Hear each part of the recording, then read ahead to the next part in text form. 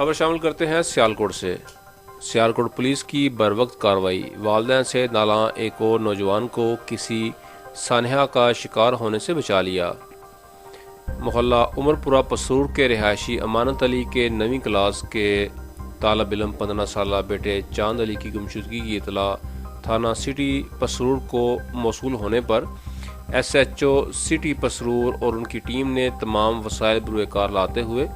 رات بھر کی تلاش کے بعد چاند علی کو بوبن پورہ سے تلاش کر کے والدین کے حوالے کر دیا۔ چاند علی اسکول سے چھٹی کرنے کی پاداش میں والد کی ڈانٹ سے ڈرتے ہوئے گھر سے بھاگ گیا تھا، جو کسی بڑے سانحہ کا شکار ہو سکتا تھا۔